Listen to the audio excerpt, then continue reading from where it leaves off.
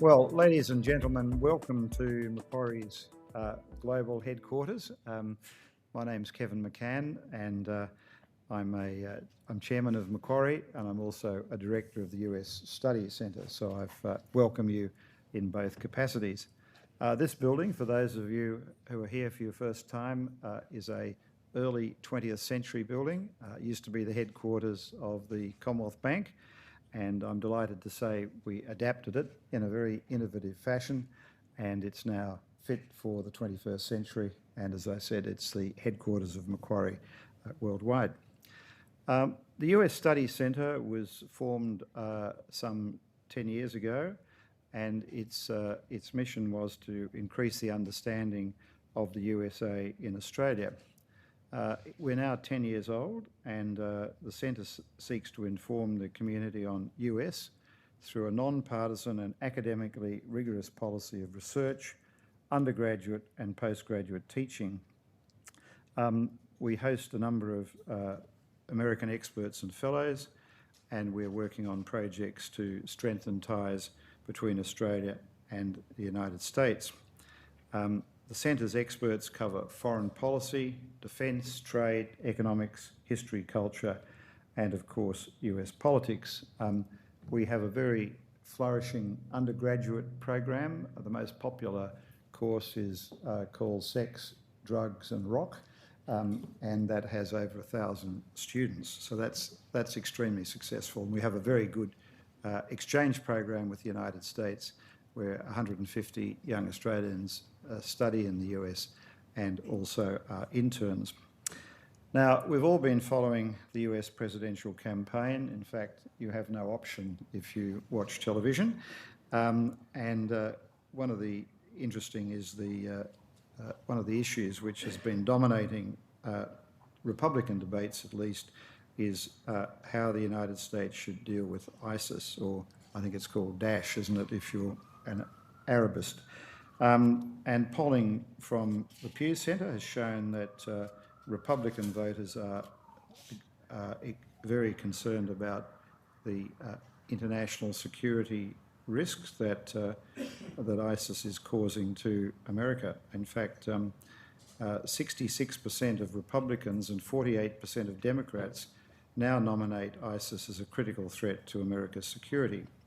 So understanding ISIS and framing a response is at the forefront of the presidential candidates, both Republican and Democrat. So we're delighted to have Dr. David Kilcullen here to talk about the complexities of ISIS, as well as Australian and American strategies to counter the activities. And I'll get our chairman, Mark Bailey, to introduce David and give you some background about him. Thank you very much.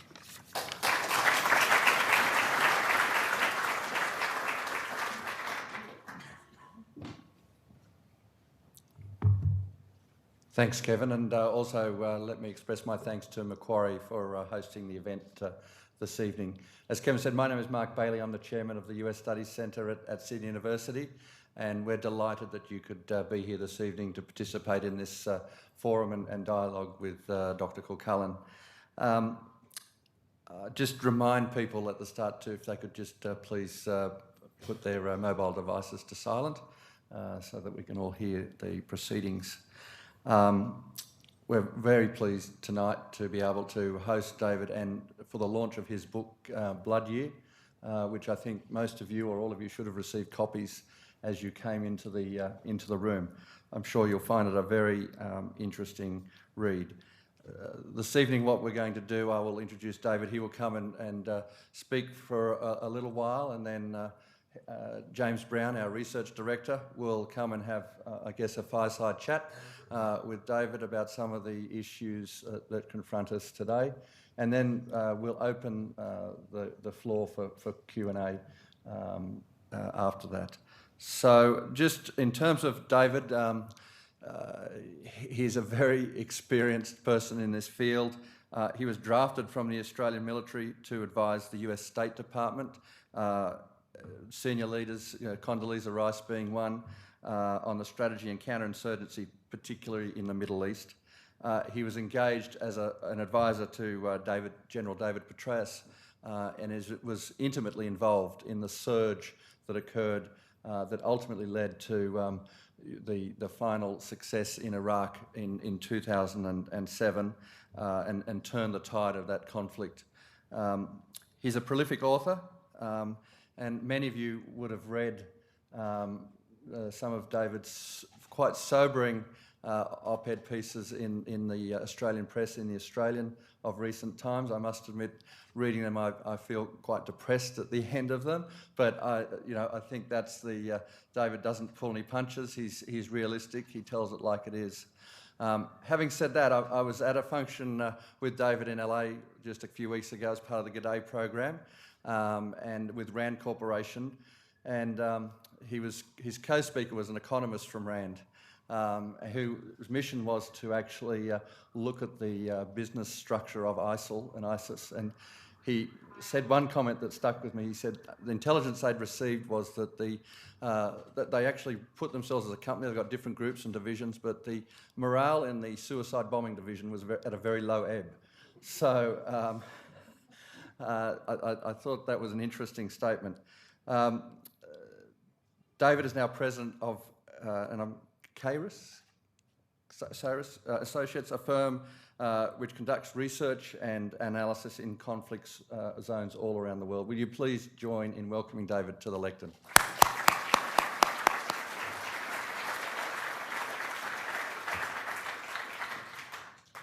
Well, thank you for having me, and thank you to both the US Study Centre and to Macquarie for hosting the event. As was said, I'm going to spend about 20 minutes laying out some ideas about how to think about ISIS. That's not going to answer any questions, I guess. It's just going to give us a framework for how to describe a very complex phenomenon, and then I hope form the basis for a more detailed conversation, which James and I will start, and then hopefully you guys will join in. So that, to me, is the more important part rather than what I'm going to say. So let me just kind of set the scene to start with.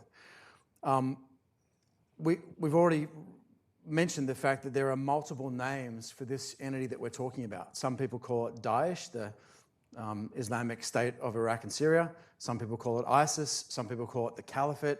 Some people call it IS. There's all these different names. And I think that shows you that we have yet to fully get a grip of exactly what is this thing that we're dealing with. And I want to suggest to you tonight that it's actually not one thing. It's actually three things. It's a central state-like organisation that exists in Iraq and Syria. It is a network of 11, soon to be 12, regional terrorist organisations across the Middle East, Africa, and parts of Southeast Asia. And then it's a very amorphous, you might almost say disaggregated network of individuals, probably numbering upwards of about 150,000 in a variety of countries worldwide, perhaps as many as 80 countries worldwide. So let me talk through each of those, because each of them is different and each of them poses different threats. And then we can talk about how to think about dealing with those threats. So let's start at the top, this state-like entity that exists in Iraq and Syria. And I've often been critiqued by people for describing the Islamic State as a state. People say, well, it's a death cult. And in fact, those two things aren't mutually exclusive, right? There have been previous cases where death cults have gained control of states. But I think if we get a little more precise on that, there are a number of different sources in both customary and statutory international law for thinking about what constitutes a state. One of the sources of that is a thing called the Montevideo Convention of 1933 on the rights and duties of the state. It's not the only way of thinking about it, but because the US is a signatory, it's worth thinking about what that convention says are the criteria to be considered a state. A state has to control territory, or it has to exercise effective control over a particular territory. That territory has to have a population. It can't just be uninhabited ground. There have to be people living there. There has to be a government or a governing entity that claims authority over the territory and the population, and that government has to be capable of entering into relations with other states. And the convention goes on to say in Article 10, you don't have to have relations with other states, nor do you have to be recognised as a state by others, but having those criteria sort of puts you in the category of things that have the rights and duties of a state. So if we apply those criteria to the Islamic State in its central entity in Iraq and Syria, I would argue that it meets or nearly meets virtually all those requirements. Right now, it controls a network of about 10 cities across Iraq and Syria, an area in total about the size of the British Isles. It controls a population of around 6 million, so roughly the size of Singapore or one of the smaller Scandinavian countries. It has a government that calls itself the Caliphate, but has not only a military branch, but law courts, a taxation office, an education department, a series of hospitals. It runs schools, it operates power stations and water facilities and so on. So it's a sort of fully articulated state-like structure. And then in addition to all those things, it claims to have relations with other states. So it sells oil and gas on the international market into Turkey and into Syria. It sells electricity. Some people may not be aware, but most of the cities in the central part of Syria that are actually controlled by the Assad regime get their electricity from oil-fired power stations run by ISIS, and ISIS sells that electricity to the regime. It maintains a thing called the Cyber Caliphate, with which it maintains relationships with other like groups, and it engages in negotiations from time to time with state-like entities. So I'm not going to call it a state, but I'm going to say it's a state-like entity or a state-building enterprise. It thinks it's a state, and it most certainly fights like a state. If you look at the tactics adopted by ISIS fighters in Iraq and Syria over the past several years, they're conventional tactics, but using non-conventional means. So maneuver that looks very similar to tank-on-tank maneuver that we might be familiar with from conventional conflict, but just using up-armoured Humvees, in some cases captured tanks, heavy artillery captured from the Iraqi and Syrian regimes. It has at least a couple of helicopters, but so far we've not seen them successfully fly any aircraft. But it certainly has a fairly substantial panoply of military equipment that it uses much as a state would use it. And of course, the leadership group of that central state is about 1/3 former professional military guys from Saddam Hussein's regime or defectors from the Syrian government. So that's the top layer of the layer cake, if you like, or the top layer of the three-dimensional chess game, if you prefer that analogy, the state-like entity. The threat that entity poses is a straight-up geopolitical conventional threat. It is creating millions upon millions of refugees and displaced people. The war that it sparked in Syria has killed now upwards of 300,000 people, 9 times as many killed by Bashar al-Assad's regime, by the way, than were killed by ISIS. And it's essentially redrawing the map of the Middle East with enormous loss of life, huge impact on the global and regional economy, and all kinds of other things that we're all pretty familiar with in thinking about conventional warfare, right? It does use terrorism. It uses terror to intimidate populations. It also tactically uses terror as an adjunct to military maneuver. But it's not really a terrorist organization in the sense that it's not just a terrorist organization. It does other things as well. It has other pretensions. So that's the top layer. Second layer is what ISIS calls the Walayat, which just means provinces or regional territories of the Islamic State. And there are 11 of them, ranging from West Africa through a number of them in North Africa to Afghanistan and Pakistan to Southeast Asia, a number of them across the broader Middle East. And these groups operate much more like a traditional terrorist organization. They carry out terrorist attacks. They run insurgencies. They are, in some ways, superficially, a little bit similar to the Al-Qaeda franchises that we became used to in places like Yemen and Somalia and so on over the past decade. But they have a very distinct difference, which is that unlike the Al-Qaeda franchises, they too are state-building enterprises. They're trying to carve out territory, administer population, hold ground, and create a state. And they're sort of external bridgeheads for a fairly conventional expansion by conquest strategy that is put out by the central Islamic State. So that second layer is much more diverse, right? We're talking about 11 different groups, but you can see some similarities among them.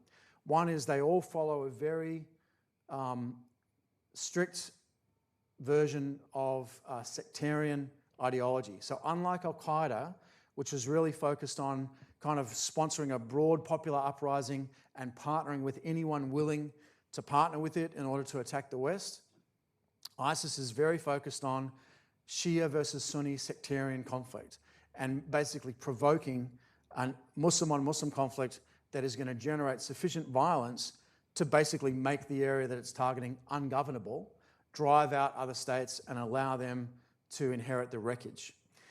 And so it's a very different set of strategies, but the tactics become rather similar when you look at the way that they operate. And the threat here is against weak, developing, and in some cases fragile states. States like Nigeria, Libya, Egypt, Yemen, places that already have many other problems going on that are now being afflicted by the emergence of ISIS as well. The third layer is, in some ways, the hardest to get a grip on, but in a domestic counterterrorism sense, it's the most important. And that's what I like to call the international. And I'm consciously referring back to the early Soviet Union of the 1920s by picking that term. What we're looking at here is a very amorphous, atomized group of individuals, small cells, self-radicalized or remotely radicalized people who are not necessarily part of any formal organization. They don't belong to any sort of card-carrying structure like Al-Qaeda. They may have been radicalized online or by contact with people in their social network. Many of them have sought to travel to Iraq and Syria but haven't made it. Some have traveled and returned, and they are engaged in everything from agitation through propaganda, through recruiting, through active terrorist activity on their home territory, in this case our territory of Western states and others. And this is, again, a much more classical sort of terrorism type threat. It's not the 9/11 style threat, though, where we see 20 hijackers sneaking into the United States, mounting an incredibly large scale, what we call a spectacular terrorist attack. It's much smaller scale, lower lethality, but many more examples of these attacks. So 1 or 2 people, up to maybe 5 or 6 people involved, mobile active shooter incidents that look a bit more like a workplace shooting or a mass shooting, incidents like we saw just a few hundred yards away here in Martin Place with the Lindt Cafe siege here in Sydney, incidents like we saw in Parramatta where one 15-year-old kid shot a police employee, very sort of spontaneous and apparently spur of the moment, and therefore much harder to predict and to protect against than the traditional Al-Qaeda style of terrorism. The threat that emanates from that, let's call it the international, is twofold. One is obviously the threat of terrorist attack. I actually don't think that that's the most important threat that comes from them, though. I think the most important threat is the threat that they pose to our way of life, both directly by provoking different groups in the community to look at each other with suspicion, by breaking down a lot of the openness and ability to relate to each other that are kind of fundamental to Western societies like Australia, and also by generating kind of a constant low-level background of suspicion where everyone's kind of looking at each other and thinking, here I am in a big group, who's sitting here has got a backpack bomb, you know? And every time you go into an area with a crowd, you know, just feeling a little bit more nervous than you otherwise would. And I think that sort of constant background threat tends to wear down people's sense of civic solidarity over time. So that's the direct threat. The indirect threat is that in dealing with this very amorphous type of threat, we will indulge in preemptive security measures, intrusive surveillance, really robust policing and intelligence efforts that, on the one hand, may keep us a little bit safer than we otherwise would be, but may also run the risk of destroying the society that they're trying to save.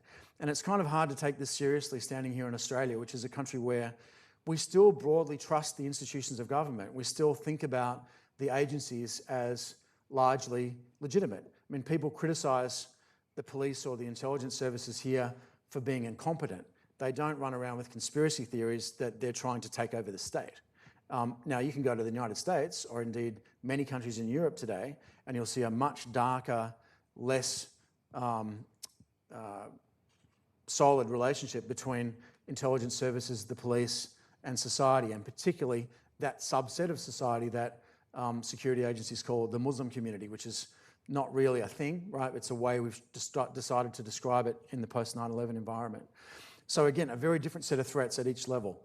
Strong, state-like, conventional, geopolitical threat that's killing a lot of people, destroying the global economy and generating mass damage at the level of the central state. You've got these 11, soon to be 12 groups globally that are trying to carve out territory and form sort of proto-states and ally with the central Islamic State. And then you've got this amorphous mass of radicalized or self-radicalized individuals. How do we deal with each of those threats? Well, the way that I've described it, I think, tells you what the answer is, right? At the conventional state-like level, the requirement is for a straight-up military conventional response. It's not a matter of counterinsurgency. It's not even really a matter of counterterrorism. We're talking about large-scale urban warfare in cities that are controlled by an enemy with tanks. Whether we want to engage in that, whether we have the stomach for that fight, that's a different question, right? But if you want to deal with that threat, that's what's required. When you look at the regional terrorist threats, again, it's fairly obvious what we need to be doing. We need to be working with regional partners. We need to be engaging in the kinds of reform efforts and foreign assistance efforts that can help them cope with those kinds of threats. And we need to be helping them to share information, both with us and with each other, as a way of better protecting against the threat. Again, that's pretty obvious, and it's something that we've known about for a long time. And Australia is actually one example of a country that's done pretty well in doing that kind of regional partnership. But globally, there are two problems that we've seen with our response to date. One is that we focus much too much on the assistance and capability development and not enough on the reform element. So we end up teaching corrupt cops to be more efficient corrupt cops, and we end up teaching oppressive militaries to shoot straight. And that doesn't necessarily help you when the problem is that people don't like the government. So I think reconceiving of some of what we're doing in reform terms is really important, but also resourcing it. We're talking about a very large-scale effort and a long-term effort, and one that isn't going to be over overnight. And then finally, at the local level, I think that the deal is, it's policing, it is particularly community policing and community engagement. It's intelligence work in a fairly light footprint kind of a way that respects people's human rights, but also tries to figure out ways to predictively understand the kinds of threats that are out there. But I also think fundamentally we need to recognise that nothing we can do and no amount of intrusive police state activity in our own society is going to guarantee that there will not be a terrorist attack in Australia. There have already been 3 since 9/11. Security services have foiled at least another 6 in that same time frame. So we know that the threat is out there, but that's not necessarily a reason to engage in heavy-handed policing or preemptive security. I think at some level we have to accept that this stuff is going to happen, and that the price of having an open society that we all want to live in is that fairly often this sort of stuff is going to take place for the foreseeable future. Final thought, then I'll throw to James and we can have a bit of a conversation. As we think about these sort of 3 layers of threat, I've described them as separate, but of course they're not. They're actually very closely connected. And when we take action against one layer, they can react at a different layer. So I do think that we need to be focusing on rolling back the ISIS central state in Iraq and Syria. But don't think that by doing that, we're going to necessarily reduce terrorism at home. It's actually a different problem set. And ISIS has actually shown that when it loses ground in Iraq, as it's doing now, or in Syria, as it has at different times in the past, it lashes out at the level of the wilayats, at the level of the regional provinces. So the Paris attack in November last year was in part a response to pressure being put on the Islamic State in Syria and in Iraq. Similarly, when our partners do well in confronting threats at the regional level, we sometimes see a spillover of violence into the domestic level of the international. So that doesn't mean that we shouldn't be dealing with the threat to the global system that is the central Islamic State. But that doesn't mean that by doing that, we'll be necessarily reducing the threat at home. And we may, in fact, just unfortunately need to get with the fact that we're going to be dealing with an elevated terrorism threat for the foreseeable future. So I don't want to end on a bad note, and I'm not. We're going to have a conversation now, and you guys, I hope, will get to pose whatever questions you want to pose later on. So James.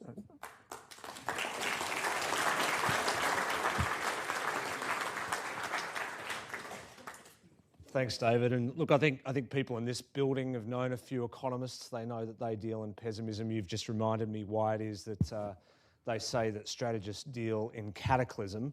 So hopefully we can find a few bright spots in sort of the firmament of the world of ISIS. I just want to thank you for providing such a clear breakdown of this group. It's complex and it's rare that you sort of get an encapsulation of it in that way that helps you sort of understand just how many levels you need to face a campaign on for this group.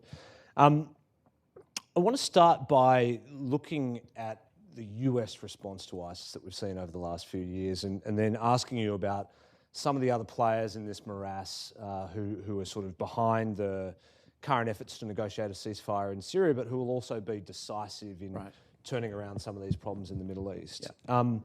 In the book, you sort of have this to say about President Obama, and you make the point that it's not a partisan criticism of Obama, but you say his inaction in Egypt and Libya, his failure to support democracy in Syria and Iran, his reliance on unilateral drone strikes signalled weakness to Iran and Russia and midwifed the rebirth of ISIS. You are not getting invited to President Obama's farewell party, but where did he go wrong with his response to this problem? How did he misread it? How did he sort of tie himself in? Yeah. So let me start by just acknowledging something you just said, which is that's not a partisan attack on Obama. If you think that's critical, you should see what I wrote about President Bush in the book. I'm certainly not getting invited to any of their Christmas parties either. I think you've got to recognise, and I think it's obvious to Australians as much as to Americans, that when you go through a change of government, people tend to vote out one government and vote for kind of the opposite, and Obama was voted in as basically the anti-Bush. And that's exactly what people wanted, and that's certainly what we got. So President Bush was very unilateral. He was kind of reckless. He didn't think things through.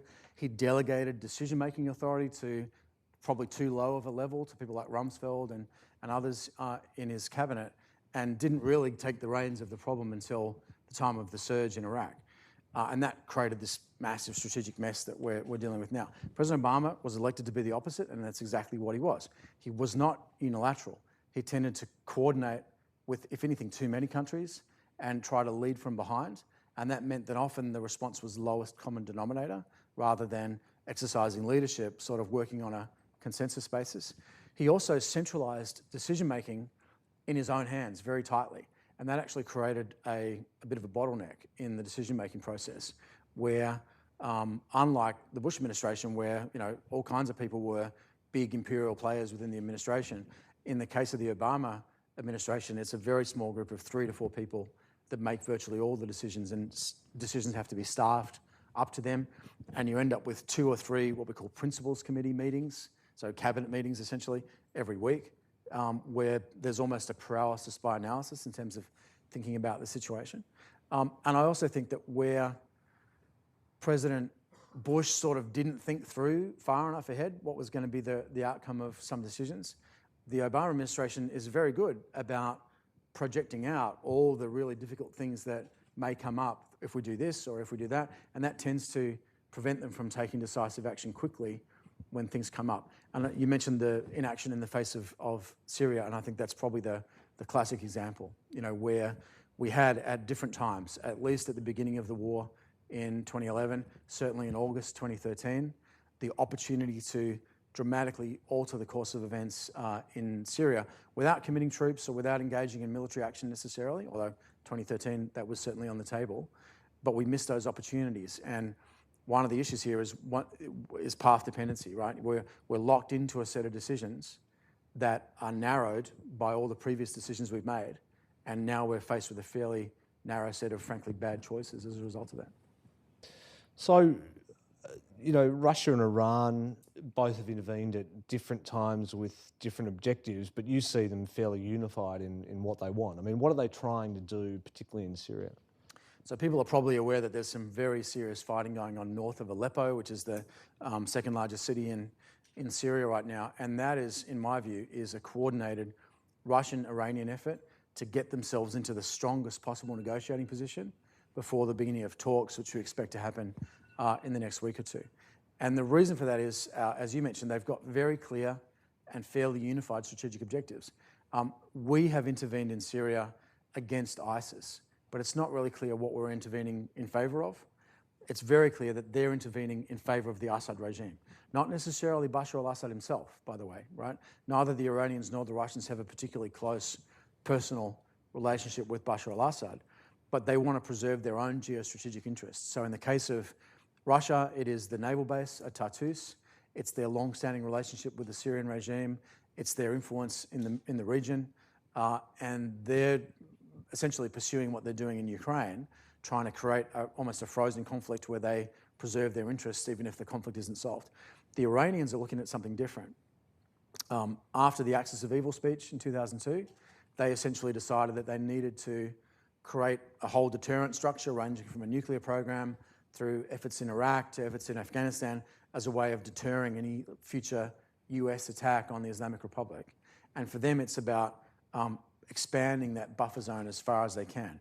And if you think about it, the Iranians are on the verge of controlling territory all the way from Herat in Western Afghanistan to the Golan Heights on the Israeli border.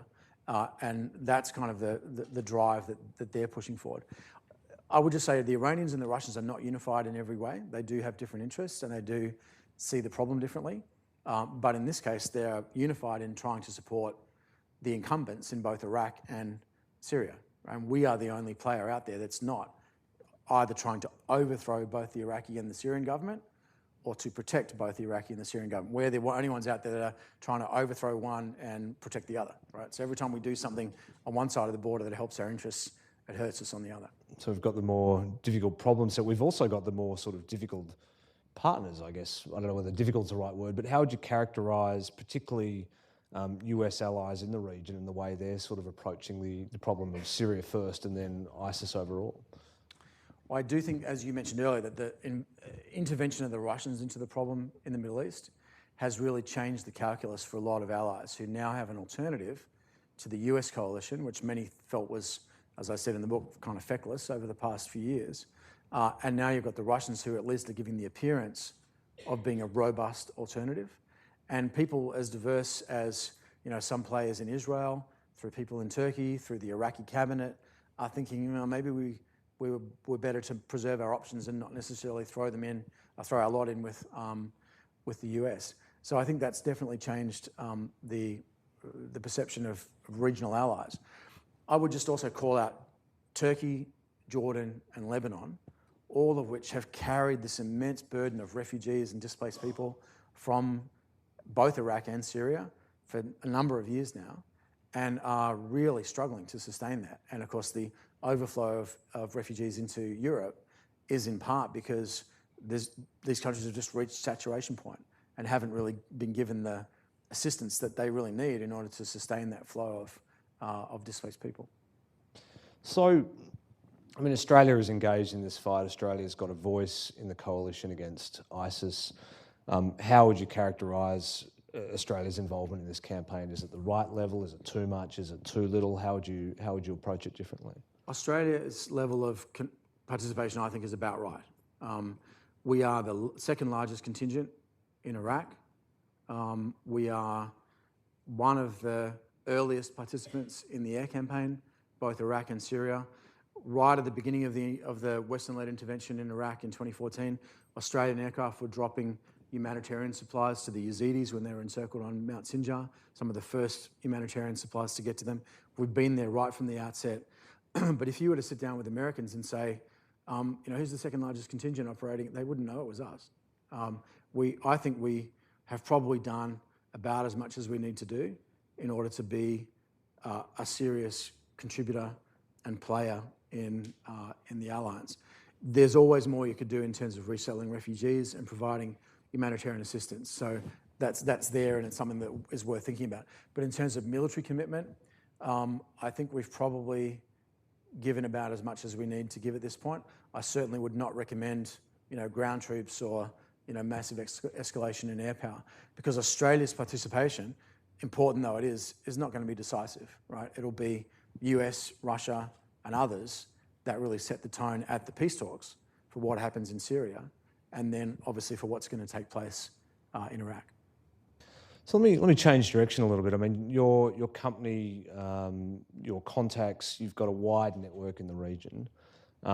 In the book, you talk a little bit about some of the contact you've had with people who were in Palmyra, or information you've had on people who've fallen under ISIS in that city. You talk a little bit about what it was like to have Mosul conquered by ISIS. I mean, what is life like inside the Islamic State for people who aren't part of Islamic State? Well, it's pretty bad. It's not unlivable. I mean, you can survive. And as we've said, there's 6 million people right now living under Islamic State. It's a state of fear. People are continually worried. They are getting fairly effective rudimentary services like water, food, fuel, and so on from the Islamic State. There's a very strict justice code, which is ironically kind of reassuring for a lot of people because they lived in such a chaotic environment for a long time that when someone comes in and says, here's the rules, and you follow these rules, you'll be safe, that makes people kind of reassured. But there is, in fact, an armed opposition against ISIS in many of the cities that they control, including in Mosul. There's a group in Mosul called the Free Officers Movement that actually assassinated the ISIS governor of West Mosul last year. There's even an armed opposition in Raqqa. There are people out there doing anti-ISIS graffiti in many cities that they control. So we tend to regard the population as kind of passive hostages, held hostage by ISIS. Assad and the Russians tend to regard them as active accomplices of ISIS. That's why they bomb with relatively little concern for civilian casualties. I think the truth's kind of somewhere in between, right? They're not really passive. Many of them are active and actively opposed to ISIS. Remember also that ISIS doesn't have to be good, because the people it's competing with is Assad and the Shia sectarian regime of Nouri al-Maliki, which was assassinating Sunnis and carrying out sweeps against them before the middle of 2014. So they just have to be better than those guys. So that old joke of you don't have to outrun the grizzly bear, you just have to outrun the person that you're hiking with, right? And so that's the dynamic that we've got. They don't have to be great. They just have to be better than these dictatorships, or better than Assad. And you also make the point that on relative balance of groups. I mean, you make the point that one of the groups in this campaign, Jabhat al-Nusra, now has somehow managed to successfully paint itself as the more moderate opposition, right? Right. I mean, it's like Donald Trump standing next to Sarah Palin. Like, looks very rational by comparison, but in fact is not, right? I mean, so Jabhat al-Nusra has successfully painted itself as the thinking man's alternative, right? The sort of more moderate version. That's not really the case. They have a different strategy. They're much more Syrian than they are Iraqi. The leader of al-Jilani, the leader of Jabhat al-Nusra, has spoken, and I quote him in the book, at various times fairly soothingly, to say, look, we're all in this together. We want to overthrow Assad. We're not here to dictate what the form of the state should be after that. We'll all make that decision once we've successfully overthrown Assad. In classical insurgency terms, they're running a popular front strategy, right? They're trying to get as many people on board as they can. They're not running the sectarian strategy that ISIS is running. But when Jabhat al-Nusra captured Dishr al-Sugur, which is a town in northern Syria last spring, they beheaded 480 people in the main square of the city, right? Much like we've seen ISIS do. The difference is they didn't put it on TV, right? They kept it secret. So whereas ISIS is broadcasting that and saying, we're really bad, be frightened of us, and trying to provoke violence by atrocity, the Jabhat al-Nusra guys are like, hey, nothing to see here, we're all good. And they're running a very different kind of a strategy. But certainly, I would argue, pretty dangerous. And if ISIS were not there, we would still have to be really worried about Jabhat al-Nusra. So I want to ask you a question about the ceasefire that's on the table in Syria. I mean, I think it's pretty remarkable that Kerry and others have been able to get the players to the table to agree to something, but this doesn't involve everyone, right? How do you see this playing out? How do you see this ceasefire working? Well, firstly, I think it's a massively positive step, right? I mean, Secretary Kerry's been working on this for months. There's been many starts and stops. Staffan de Mistura, who's the UN envoy, has been working closely on this as well. Even my teams have been out there at different times providing support to the peace process. It's really important. There are a lot of Syrian peace activists that have told us, look, it's better than nothing, right? We want to get people at the table to start the discussion. But as you point out, there are two really important groups that are not involved in this peace discussion, and they're the two that we've just been talking about, ISIS and Jabhat al-Nusra, which together dispose of about 50,000 troops across Iraq and Syria. So there's a really important player that's not in the peace process. And that's a real problem, right? Because right now the idea is that the Assad regime will meet with the so-called moderate or secular rebel groups, that they'll agree to a ceasefire, they'll engage in confidence-building measures as a result of that, and then there'll be a process of reconciliation where there'll be a transitional government or a provisional government that will result in a referendum or some other method of deciding who Syrians want to be their government going forward. There's a dispute between the West and Russia and Iran on what happens to Assad personally. Does he have to step down at the beginning of that process? Does he get to preside over it? Frankly, having some experience as a diplomat, that's not irreconcilable. That sort of stuff, you can work that out. But the problem is you still got ISIS and Jabhat al-Nusra, right? So let's imagine that by magic tomorrow, we make a perfect peace deal, and suddenly we're into a reconstruction and post-conflict stabilization environment in Syria, trying to implement that peace deal. 11 million displaced people, half the country destroyed, 400,000 people killed, 1.1 million people now in Europe, many of them from Syria. It's going to take 10 to 20 years to put Syria back together again, possibly several 100,000 UN or international peacekeepers to support that kind of, like Bosnia on steroids, to support that kind of process.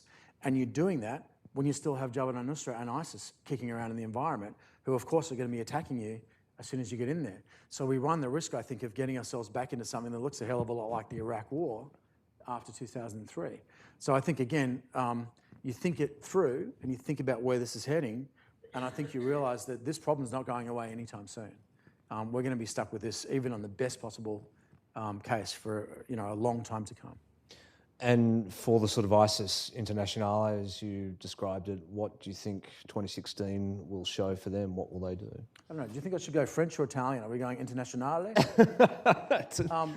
The reason I use that term is because I'm referring back to the early days of communism, right? When there was this Internationale, the Comintern, right, which was basically fraternal parties in a variety of countries, and then individuals who were sort of self-organising to support that in support of a global communist agenda. And in the early 1920s, you had this revolutionary state in the Soviet Union that wanted to overthrow the world order as part of a global revolution. By the mid-20s, Stalin's come in and is talking about socialism in one country, and the Soviet Union kind of settled down to being a relatively normal member of the international state system, albeit a pretty obnoxious one, at different times. But nonetheless, a member of the state system. You can see a similar thing with the Islamic Republic of Iran, where in 1979, 1980, right after the revolution, they had this global Islamic revolutionary agenda, and they were sponsoring groups globally, and there was a support network that was working for them. And by 1981, largely thanks to Saddam, by the way, right, with the Iran-Iraq War, they had settled down into a more sort of standard kind of revolutionary or revisionist nation state. I think it's possible. I don't think it's likely, but it's at least possible that might happen to ISIS as well, that it might be sort of contained and stop expanding and maybe formally maintain its revolutionary agenda, but sort of settle down into controlling the terrain that it has now. And what would that mean for the Internationale? What it meant in the case of both Russia and Iran was that they kind of joined local legal parties, or they travelled to the parent state and tried to become part of it. And we may well see that. I think in the case of Australia, we're seeing many more people being part of that larger recruitment base than we've seen in the past, and some really significant differences, right, between the people we see now and the people we saw, say, for Al-Qaeda 10 years ago. So I think that those demographics are going to change how this goes. And one of the things that I noticed, and I'm sure everyone's aware of this, is how young many of these people are. They have decades ahead of them of political and military action. So this is, again, something that's not going to go away. Let me finish by asking you to sort of imagine January next year in Washington, D.C., the coronation of President Trump, Vice President Palin, looking for advice on how to make good on their promises to destroy ISIS and strong-arm everybody in the region. there are sort of two parts of your book, and I'd just be interested in asking you how you would advise a future US president, or for that matter, an Australian Prime Minister, how to navigate between the two poles. And the first one is, your book is really a story, a caution against vacillation. The Financial Times has a great review of the book today, which finishes by saying, this should be read by those who still cling to the debris of the fences they sat on over Iraq and Syria, right? So this is a book that's about being careful not to let problems fester without treatment. But you've also cautioned against sort of rash action and unintended consequences. So what would you say to President Trump to keep him in the middle of those two poles? Thank you for that image. I think it is, just as an aside, it's time we started taking the possibility of a Trump presidency seriously. Right? And whatever you think of the man himself, he's likely to come in with a particular view of the problem. But remember, presidents come in with very limited understanding of the classified material. They come in with generally a domestic agenda, and they say whatever they have to say to get elected as far as foreign policy is concerned. Then rapidly, when they get in office, they discover, oh, you know what? I don't have a huge amount of leverage on the domestic agenda, and many of them turn to foreign policy as an area where they can make their mark. Trump has said that he gets his foreign policy advice from the morning shows. So I doubt that I'd be asked to give advice unless I was to start a morning show. I suppose I could start a morning show specifically directed at the president. How early are we talking? Infomercial or sort of breakfast TV? I don't know. Maybe because if it's infomercial, we could do something. Yeah, like a shopping channel. Yeah. But no, I think the advice that I would give would be, to use a rugby analogy, you need to take it on the burst, right? You need to decide before the 20th of January when you get inaugurated, what are you going to do? You need to have your plans in place and not have a big hiatus between inauguration and figuring out what you're going to do. In the case of the Obama administration, we had a 9-month break. It took for almost till November of 2009 to figure out what we were going to do in Afghanistan. That's too long. That was a lost year in Afghanistan, and we're still dealing with the effects of that. In the case of the Bush administration, they came in knowing pretty much exactly what they wanted to do, but then the situation changed around them on 9/11. So I think have a bit of a clear idea. The second thing is without being too arrogant, read my book. It's not that complicated, right? It's complicated, but it ain't that complicated. It's 3 layers. We know where it came from. We know what those basic threats are, and we know that we need to coordinate among them. One of the issues in the States is that this thing's become incredibly partisan. So people are talking past each other, and people are almost putting forward alternate versions of history about what happened. And so what I've tried to do in the book here is to actually capture, what did really happen, and what we know, as a non-political, what I saw from both those administrations. And I hope that someone in each administration, whether it's a Clinton administration or a Trump administration or a Sanders administration or a Rubio, goes back and reads that and says, oh yeah, I remember that now. I'll end with one anecdote, and I told this a couple of days ago, but I think it's relevant. End of 2012, I was out in a place called Dayak, which is in far southeastern Afghanistan, right?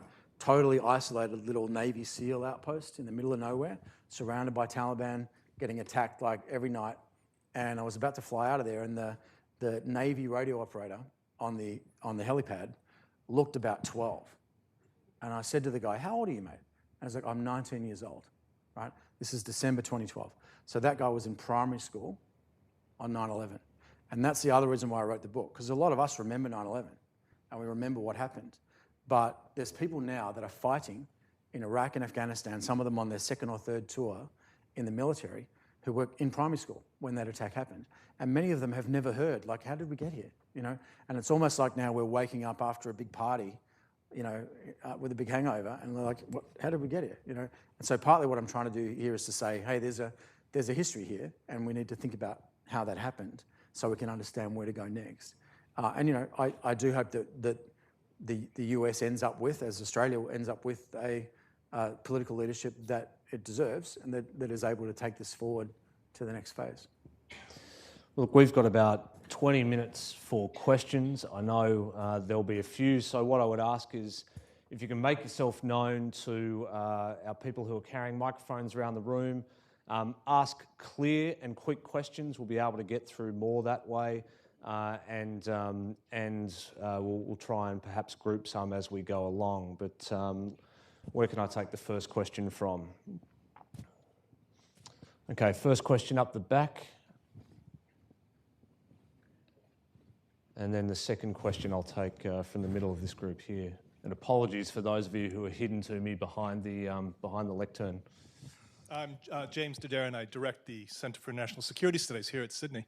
Thanks for the book. And really, thanks for the, I just got the book, and I just read the epigram by Nietzsche, which says, you know, if you fight with monsters, beware you might become one, but also if you stare into the abyss, it'll stare back at you, which suggests that we're in a reactive, active situation, that perhaps even the counter-violence has been worse than the original violence. Maybe I'm wrong, but what I want you to respond to is really something else Nietzsche said, that insanity or madness is rare among individuals, but it's quite common among nation states. And then he goes on to say, also political groups. So how do you break that cycle that we see the US has been caught in for some time now, almost it's like imitative. It's like we play into the hands of Al-Qaeda, we play into the hands of ISIS. And I know you pride yourself on being a professional soldier and not being political, but I say you have to deal with this mimetic relationship if you're ever going to get out of this cycle of violence and counterviolence. So, yeah. Your advice. So firstly, I fully agree with you, James. It is I call it evolution and co-evolution, right? Where we do something, they respond, we react, they react, and we co-evolve, right, together into a sort of almost a codependent relationship. And that's very true of actually all civil wars, where once the violence starts, it sort of develops a life of its own and it continues to roll. That's certainly true here as well. I will answer your question by referring to something that I say in the book, in the last section of the book, which is that we have certainly gone through many reform efforts since 9/11 on the military side. And I think the military piece of it, we've actually begun to do reasonably well. The issue is not that the military doesn't know how to fight terrorists or it doesn't know how to do counterinsurgency. The issue is that our nations don't know how to translate battlefield success into peace and political stability going forward. And that's the piece where I think we really need to be focusing our effort, what academics would call war termination, right? And the kinds of issues about translating a change on the ground into a better environment going forward. And you know, you could pour vast amounts of money and huge amounts of organisational change effort into the military and trying to fix the military. That's not going to fix the problem, because I would argue it's really not a military problem. It's a problem of the civil-military relations and translating one into the other. Next question down here.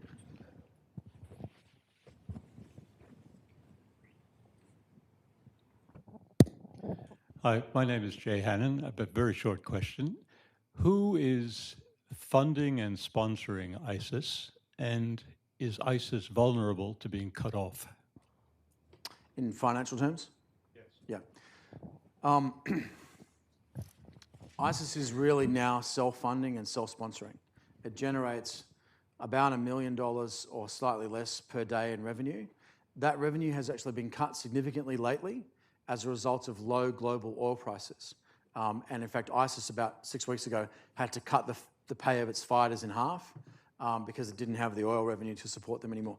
But this is why I say it's not really a classic terrorist group. It's much more like a state, right? It's self-sustaining. It's probably got an annual income of about $500 million. And that's like out of the charts in terms of terrorist groups historically. It does have relations with other states, but generally they're sort of below the radar. It trades oil, it trades electricity. Another factor that's not widely known is that the Iraqi and the Syrian government are still paying the salaries of civilians who are inside ISIS-controlled territory. So ISIS is actually taxing from the revenue that these people are being given by their parent governments. It's very vulnerable to loss of funding through the low oil price and through taking away some of its assets. But of course, remember that it's fighting the Kurds, the Iraqis, the Syrians, and others who all themselves are oil states. And so they too are suffering from that loss of revenue from oil. So, you know, its relative difference is not that great. Yeah. Next question from over on this side. Gentleman with the microphone already. Jock Cheatham from Sydney University. I'm interested in what you've got to say about identity, and you've got a Muslim, like a range of identities, Islamist identities, and then the kind of terrorist Islamist identities. And how do you see sort of people moving between those? And related to that, how does ISIS relate to sort of similar Islamist organisations around the world? Do some of those kind of rebrand in a sense, and how does it interact with them? Does it have a lot of allies or any?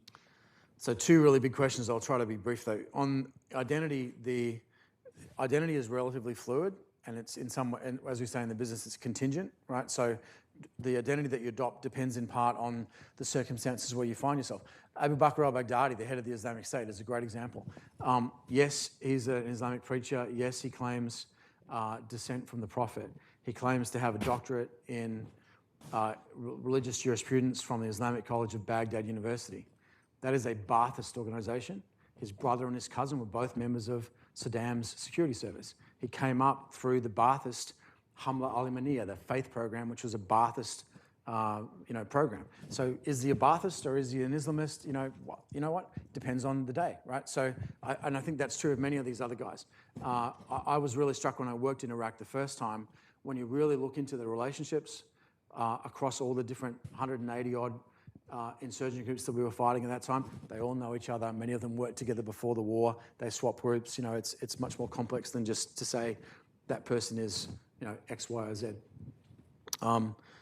I'm sorry, I blanked on your second question. It was about the relationship. Right, the relationship. So they largely have a very fierce and competitive relationship with other Islamic groups.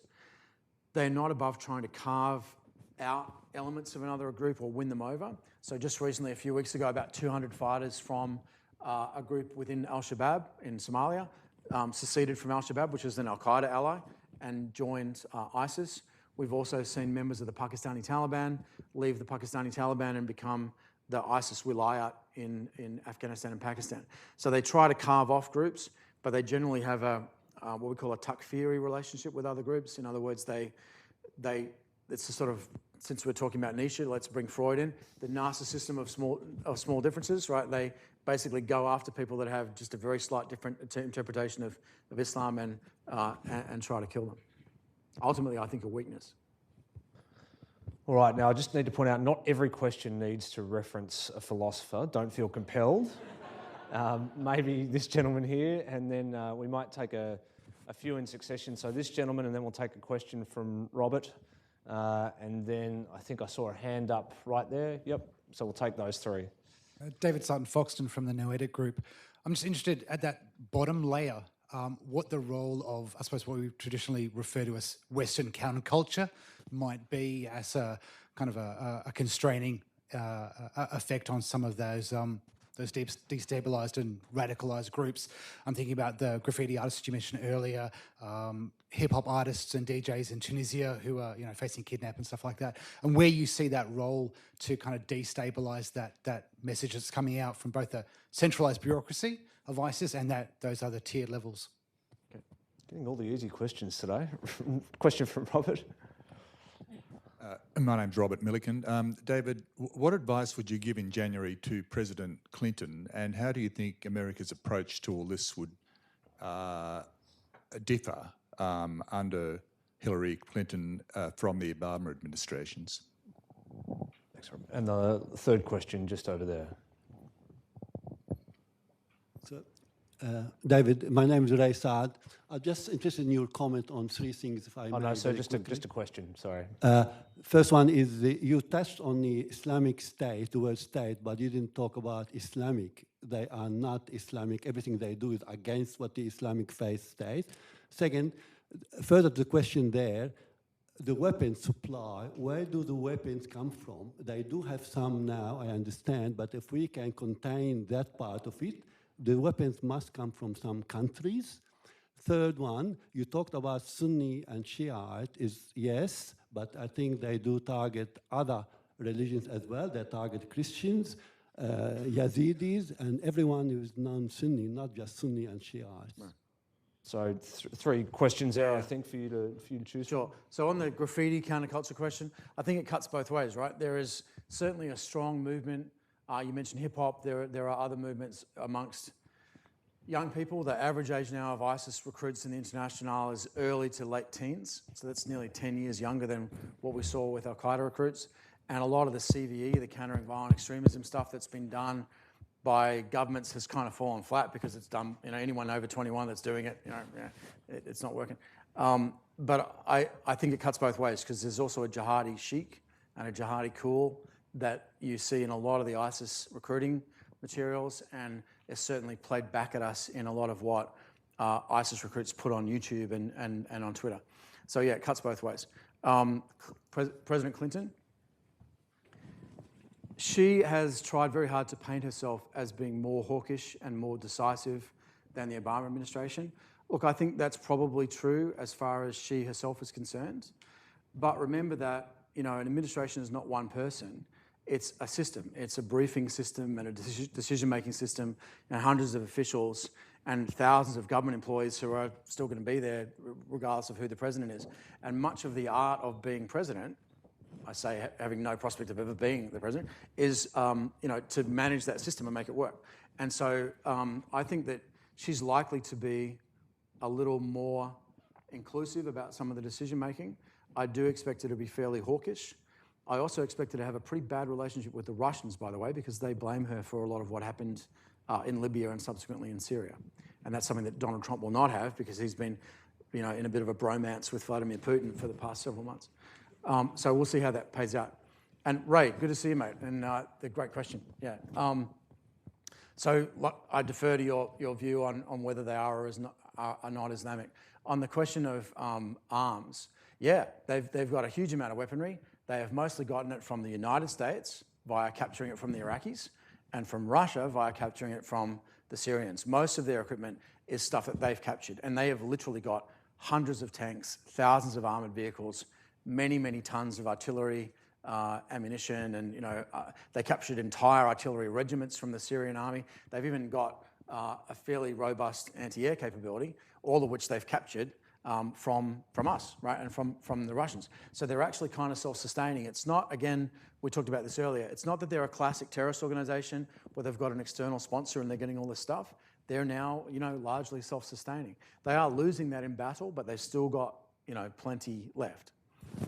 So great question. And their own drones now, I see. They've been do. experimenting with. They've got some pretty rudimentary drones, but they certainly are operating air assets. Yeah, mainly for reconnaissance right now.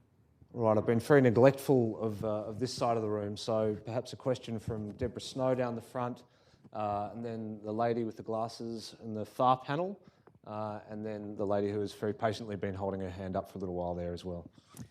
Thanks, James. Deborah Snow from Fairfax. David, thanks for a fascinating address. I wanted to bring you back to the question of the refugee outflow to Europe. I've never been clear whether this is something that ISIS worries about. Do they seek to prevent it or to exploit it? Or is it an unintended consequence that they're trying to, get an advantage out of in some way? Do you have any thoughts on how Europe should be handling that? And that then leads, of course, to the question of Turkey, which, of course, is in danger of going to war, it seems, with Russia, if you believe some of the pundits. But how do these problems knit together for Western Europe? It's a great set of questions, Deborah. Let me sort of try to address them one by one. ISIS doesn't worry about the outflow. It's not trying to stop it. It is trying to exploit it. The Syrian passports that were found in Paris at the scene of the Bataclan attack, and one that was found in Greece, I think deliberate manipulation by ISIS to try to provoke a backlash against immigrants. We're looking at 1.1 million formal asylum seekers into Europe in 2015, probably at least as many illicit or illegal trying to make it in as well, and the same number will come in or more in 2016. And this is into a Europe that's already dealing with the Eurozone financial crisis and a really severe set of economic problems that are even apart from the monetary problem. And that burden of refugees falls unevenly on different countries.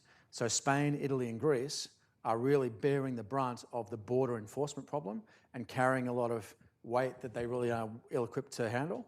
Denmark, a couple of other Scandinavian countries, Germany, are bearing the brunt of the resettlement problem. And you can see, in Cologne and other cases, how that's generating a pretty substantial backlash. That's often been characterized in the media here as a right-wing backlash.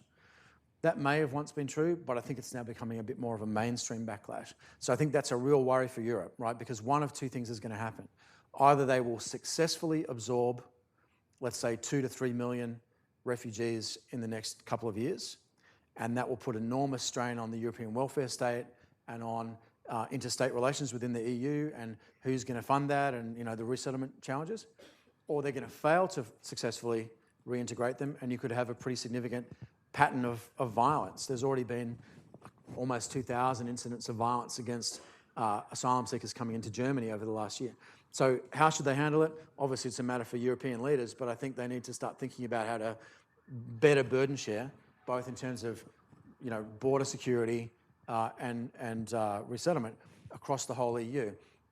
For us sitting here in Australia, one of the biggest implications of it is the possible breakdown of the Schengen system and the fact that we may see the reimposition of internal customs controls and border controls within Europe, which would potentially break that up as a single market and could have even more significant financial implications. That, of course, knocks on to Turkey, right? And as you've said, that they are a frontline state, as they like to describe themselves here. Don't forget also they're a NATO member. So if Turkey goes to war with Russia, NATO goes to war with Russia because of the Article 5 provision of the NATO treaty.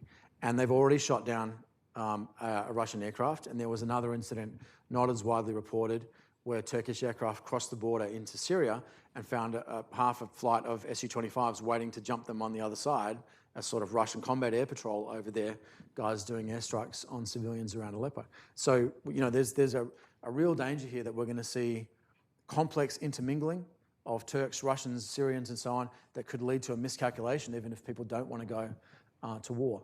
Turkey has also significant other problems with a bit of a spike in Kurdish violence over the last year and the encroachment of ISIS onto their territory and a lot of violence inside Turkey as well. So what looked like a very strong and robust AKP government and a sort of neo-Ottoman foreign policy 2 or 3 years ago is now looking a lot more shaky. And again, that's the eastern flank of Europe as well as the northern flank of the Middle East. So not a pretty picture. Yeah. We've probably got time for the last 2 quick questions from over this side of the room, madam. David, this is sort of a personal question. I guess I admire your personal resilience in continuously looking into the abyss, I guess.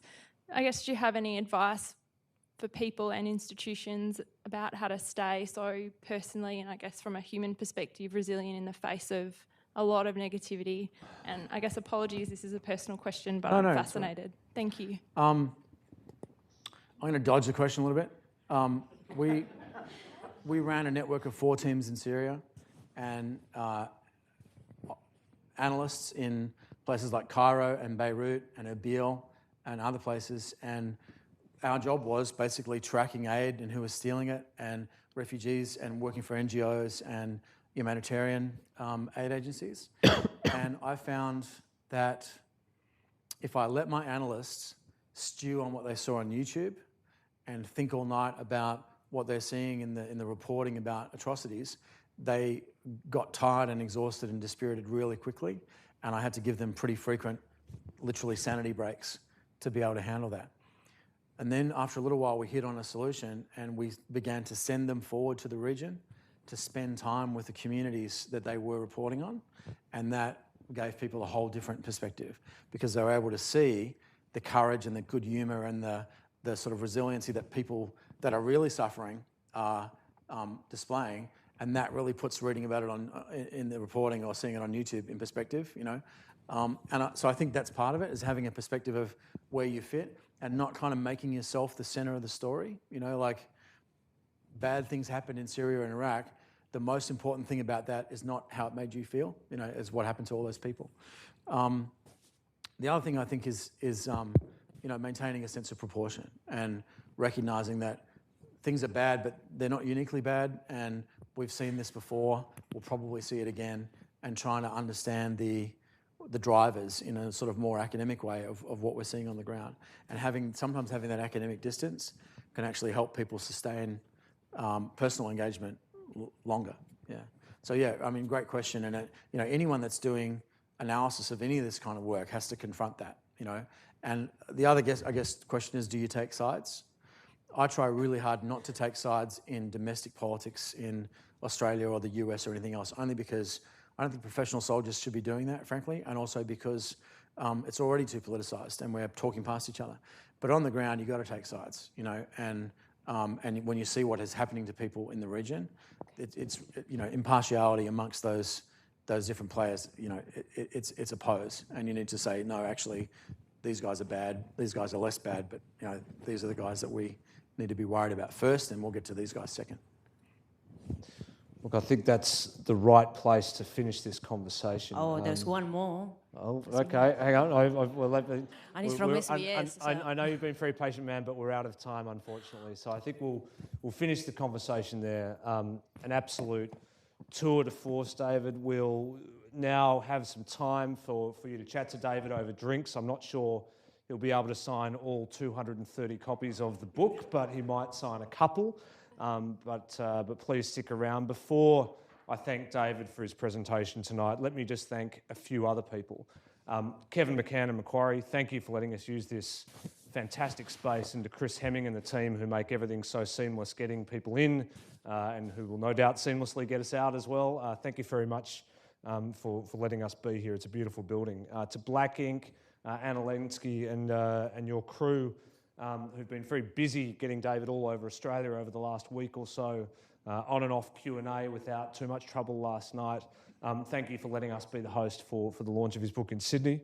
To the staff at the US Studies Centre, April Parmalee, our new Communications Director, and her team, Kath, Mara, Andrew Kwan, Tegan, and the others, thank you very much for your efforts tonight and for keeping us on track.